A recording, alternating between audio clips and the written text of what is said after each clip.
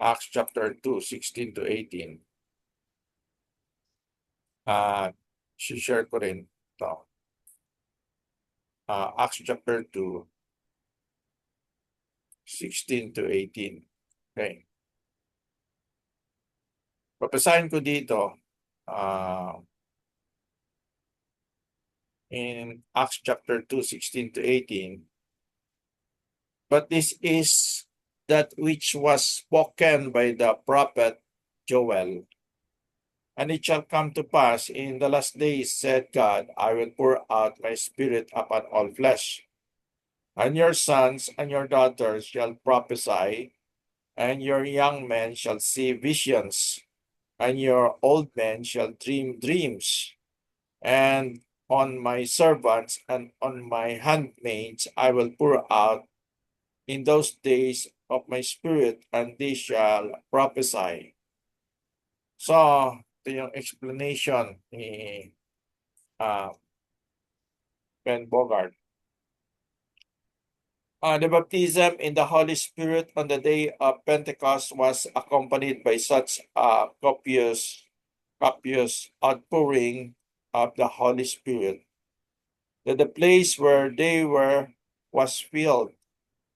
It filled all the house where they were sitting in Acts chapter 2 verse 2. So napuno yung bahay.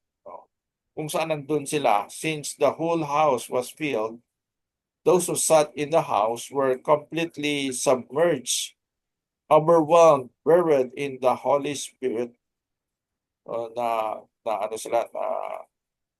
Na-baptize sila kasi na-submerge sila. If water baptism must in all particulars be like that, then the pouring must be sufficient to completely bury the person. So, ang nangyari kasi yung pouring ng Holy Spirit, eventually na-fill yung buong bahay at sila ay na-submerge, nalunod sila or na takpan sila, no?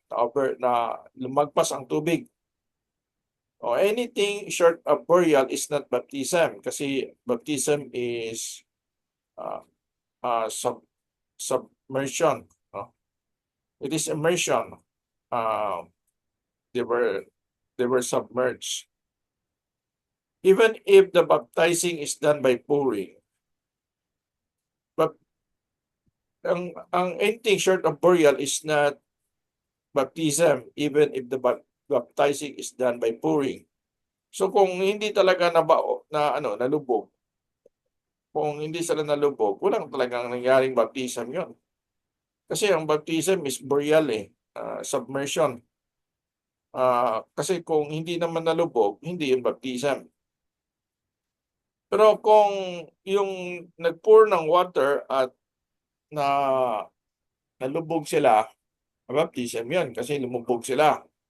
O ganun din ang Holy Spirit, kung napuno yung bahay, na-pour ang Holy Spirit tapos napuno yung bahay, baptism in the Spirit yon. Kasi hindi water ang nag-fill, kundi Spirit ang nag-fill sa area. Baptism means to dip, submerge, bury, overwhelm, and anything short of that is not baptism. All Greek lexicons declare that baptize means just this. The pouring out of the Holy Spirit was sufficient to produce a submersion, a burial, or baptism. A pouring that stops short of submersion is not baptism. Those who claim that baptism should be by pouring should put enough to make it baptism.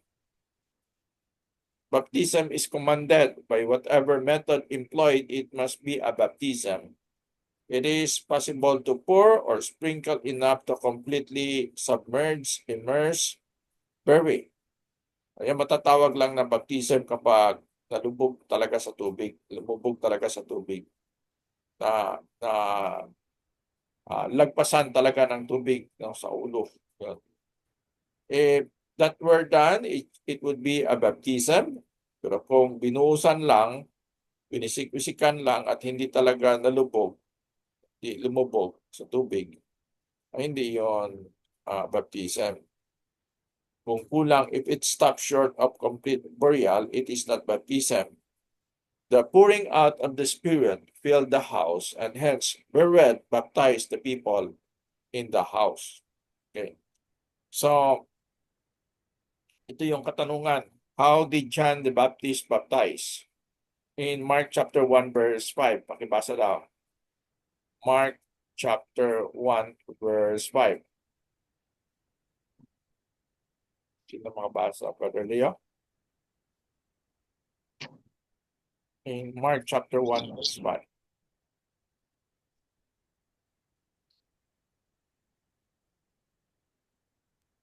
Mark chapter 1 verse 5, and there went out unto him all the land of Judea, and they of Jerusalem, and were all baptized of him in the river of Jordan, confessing their sins.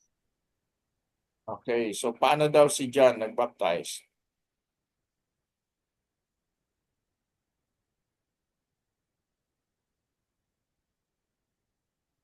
So, Immersion, Pastor. Lubog sa tubig. okay, lubog sa tubig. Sa Jordan. Tapos, they confessed their sins. So, that means they were believers. Tingnan natin sa Acts 8:36 to 39. Itong sa eunuch, how did the disciples baptize? Paano daw? In Acts chapter 36 to 39. Paano ang mga disipulo nagbaptize? Okay, so tingnan natin ito. Acts 8, sige daw, pakibasa daw, Bradley ulit.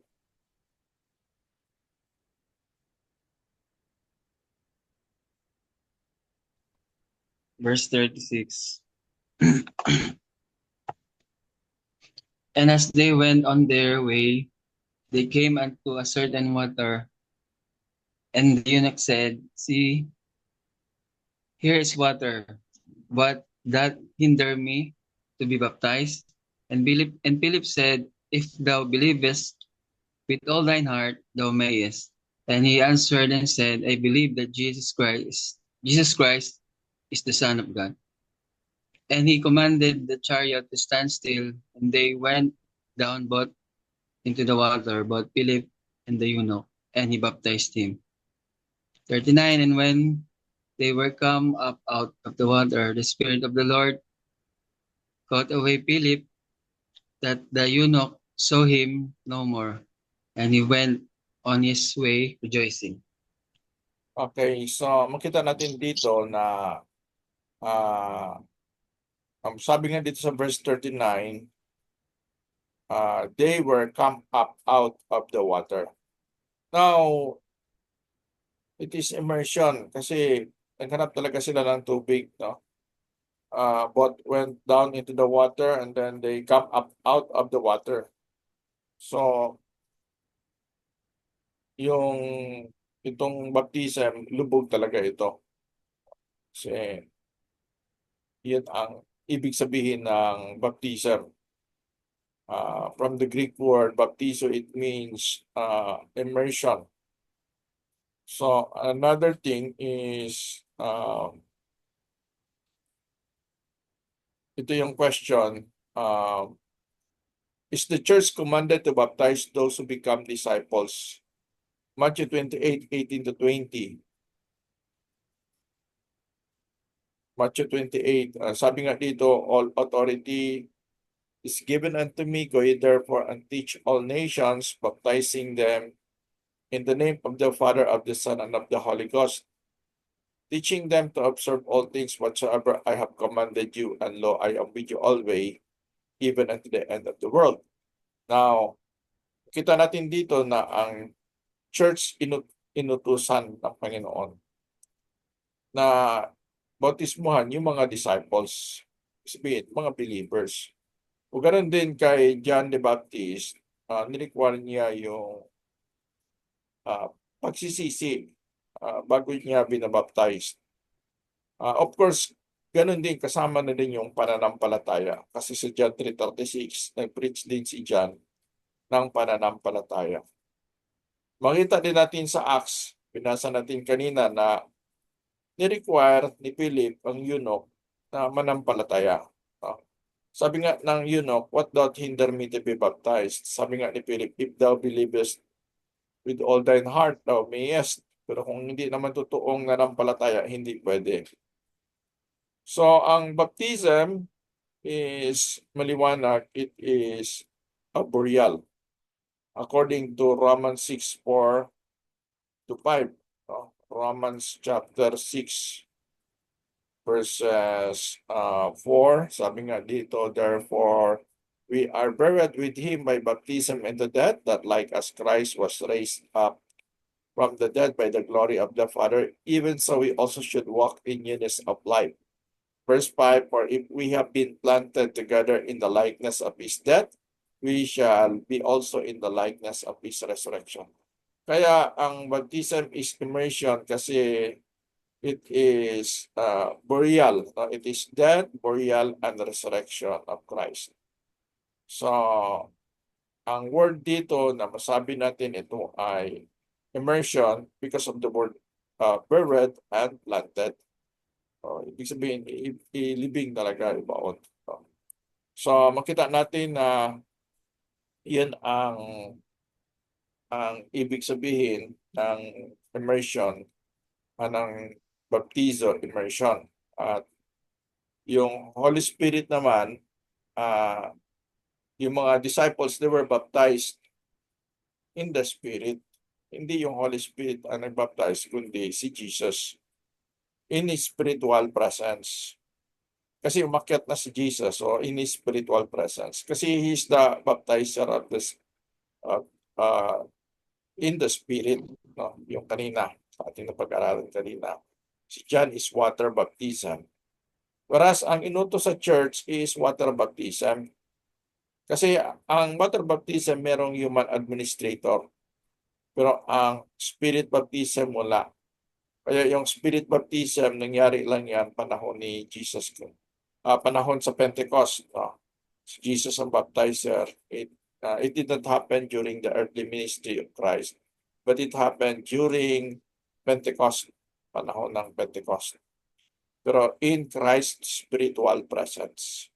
Pero walang human administrator. Kaya ayun ang pagkakaiba sa water baptism, merong human administrator ang water baptism. Kaya the fact na itong Matthew 28 ay inuutos ito sa church, meron itong human administrator.